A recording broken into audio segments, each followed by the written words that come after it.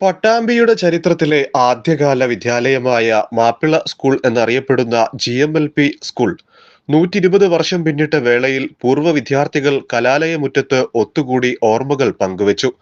സംഗമത്തിൽ മുൻകാല അധ്യാപകരെയും 70 വയസ്സ് പിന്നിട്ട പൂർവ്വ വിദ്യാർത്ഥികളെയും ആദരിച്ചു. പൂർവ്വ വിദ്യാർത്ഥി സംഗമം MLA മുഹമ്മദ് മുഹ്സിൻ ഉദ്ഘാടനം ചെയ്തു.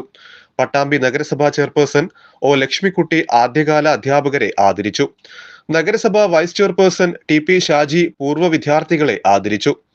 Programme coordinator TP Zakir Hussain കൂട്ടായ്മ ചരിത്രവും പൂർവ്വ വിദ്യാർത്ഥി ചെയർമാൻ N മോഹനസുന്ദരൻ സ്കൂൾ ചരിത്രവും അവതരിപ്പിച്ചു.